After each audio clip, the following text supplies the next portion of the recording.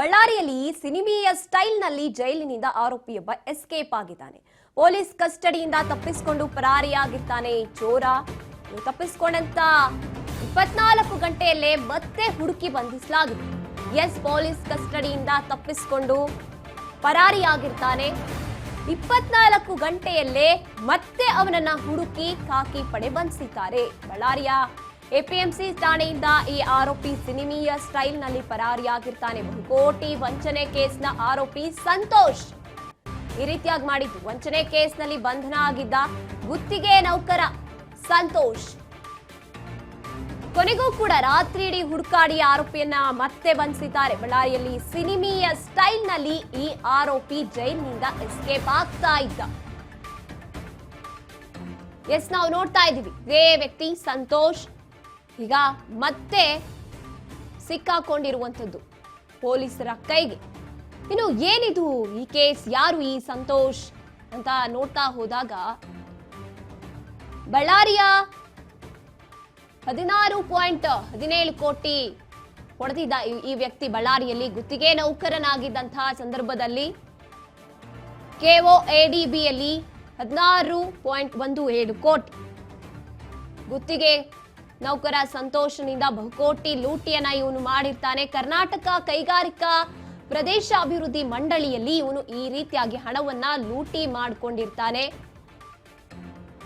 ಖಾಸಗಿ bank manager ಸೇರಿ ಒಟ್ಟು 7 ಜನರಿಂದ ಪ್ಲಾನ್ ಮಾಡಿ ಕೆಲಸ ಮಾಡಲಾಗಿರುತ್ತೆ. ಕಳೆದ ತಿಂಗಳು 7 ಜನರ ವಿರುದ್ಧ ಬಳ್ಳಾರಿ ಎಪಿಎಂಸಿಯಲ್ಲಿ FIR ಕೂಡ ದಾಖಲಾಗಿತ್ತು. ಇನ್ನು ಆರೋಪಿ ಸಂತೋಷ್ ಚೆಕ್ಗಳಿಗೆ ಸಹಿ ಆಗ್ತಾ ಇದ್ದ, KIDB ಖಾತೆಯಿಂದ ಬೇರೆ ಅಕೌಂಟ್ಗಳಿಗೆ ಟ್ರಾನ್ಸ್ಫರ್ ಮಾಡ್ತಾ ಇದ್ದ. 2022ರಿಂದ 26ರವರೆಗೂ ಕೂಡ ಈ ರೀತಿಯಾಗಿ ಹಂತವಾಗಿ ಲೂಟಿಯನ್ನ ಮಾಡ್ತಾ ಇದ್ದಿದ್ದಂಥದ್ದು ಈ ಸಂತೋಷ್ ಮತ್ತೆ ಗ್ಯಾಂಗ್.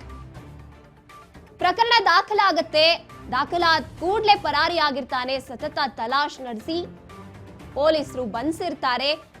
ಬಂಧನದ ಬಳಿಕ ಕೂಡ ಇವನು ಠಾಣೆಯಿಂದ ಎಸ್ಕೇಪ್ ಆಗಿರ್ತಾನೆ.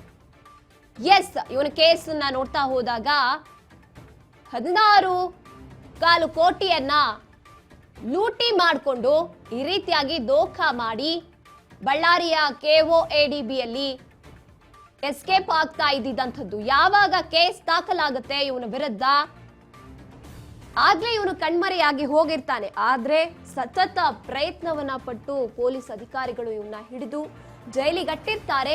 ಆದ್ರೂ ಕೂಡ ಸಿನಿಮೀಯ ಸ್ಟೈಲ್ ನಲ್ಲಿ ಇವನು ಪರಾರಿಯಾಗೋಕೆ ಪ್ರಯತ್ನ ಪಟ್ಟಿರ್ತಾನೆ. ಅಲ್ಲೂ ಪೊಲೀಸ್ ಅಧಿಕಾರಿಗಳು ಬಿಟ್ಟಿಲ್ಲ. ಈ ಬಗ್ಗೆ ಹೆಚ್ಚಿನ ಮಾಹಿತಿಯನ್ನು ನಮ್ಮ ಪ್ರತಿನಿಧಿ ನಾಗರಾಜ್ ನೀಡ್ತಾರೆ. ನಾಗರಾಜ್, ಏನಿದು ಈ ವ್ಯಕ್ತಿ ಸಿನಿಮೀಯ ಸ್ಟೈಲ್ ನಲ್ಲಿ ಪರಾರಿ ಆಗ್ತಾ ಇದ್ದಿದ್ದಂಥದ್ದು, ಹೇಗೆ ಹಿಡಿದ್ರು ಪೊಲೀಸರು ಇವನನ್ನ ಅಂತ?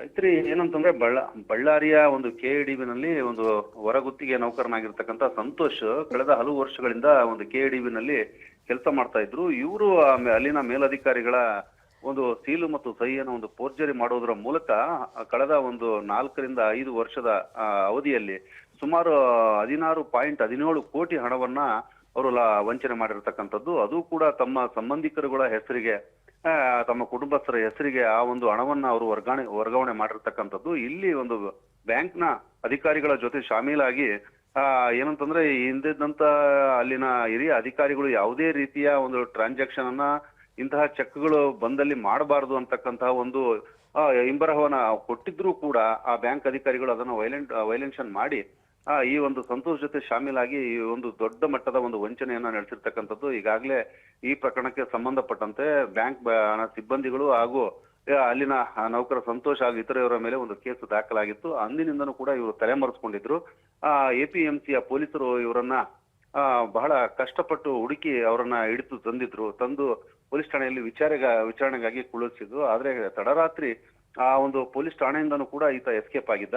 ಇದನ್ನ ಅರಿತಂತ ಬಳ್ಳಾರಿಯ SP ಡಾಕ್ಟರ್ ಸುಮಂತ್ ಪನ್ನೇಕರ್ ಅವರ ನೇತೃತ್ವದ ತಂಡ ಇಡೀ 24 ಗಂಟೆ ಒಳಗೆ ಒಂದು ಕಾರ್ಯಾಚರಣೆಯನ್ನ ನಡೆಸಿ ಆತನನ್ನ ಬಂಧಿಸಿರ್ತಕ್ಕಂಥದ್ದು. ಹಾಗೇನೆ ಈತನಿಗೆಲ್ಲರೂ ಏನು ನೆರವನ್ನ ಕೊಟ್ಟಿದ್ರು, ಇವರಿಗೆ ಬೈಕ್ ಕೊಟ್ಟಿದ್ರು, ಮತ್ತೆ ಓಡಾಡ್ಲಿಕ್ಕೆ ಕಾರ್ ಕೊಟ್ಟಿದ್ರು ಒಂದು ದಿನದ ಮಟ್ಟಿಗೆ, ಮತ್ತೆ ಇವರಿಗೆ ಹಣವನ್ನು ಹೊಂದಿಸ್ಕೊಟ್ಟಿದ್ರು. ಅವರೆಲ್ಲರ ಮೇಲೂ ಕೂಡ ಈಗ ಒಂದು ಕಾನೂನು ರೀತಿಯ ಕ್ರಮವನ್ನು ಜರುಗಿಸಿರ್ತಕ್ಕಂಥದ್ದು. ಇದೀಗ ಮತ್ತೆ 24 ಗಂಟೆಯಲ್ಲಿ ಸಿನಿಮೀಯ ರೀತಿಯಲ್ಲಿ ಅವರನ್ನ ಬಂಧಿಸಿ ಇದೀಗ ಹೆಚ್ಚಿನ ಒಂದು ಎನ್ಕ್ವೈರಿಗೆ ಈಗ ಒಳಪಡಿಸಿರ್ತಕ್ಕಂಥದ್ದು. ಈ ಒಂದು ಪ್ರಕರಣ ಇದೀಗ ಸಿಐಡಿಗೆ ವರ್ಗಾವಣೆ ಆಗಿರೋದ್ರಿಂದ ಇವರನ್ನ ಈಗ ನ್ಯಾಯಾಲಯಕ್ಕೆ ಹಾಜರುಪಡುತ್ತಾರೆ. ನ್ಯಾಯಾಲಯ ಬಂಧನದ ನಂತರ ಸಿಐಡಿ ಪೊಲೀಸರು ವಶಕ್ಕೆ ಪಡೆದು ವಿಚಾರಣೆ ನಡೆಸಿದ್ದಾರೆ. ಎಸ್, ಥ್ಯಾಂಕ್ ಯು ನಾಗರಾಜ್ ನಿಮ್ಮೆಲ್ಲ ಮಾಹಿತಿಗಾಗಿ.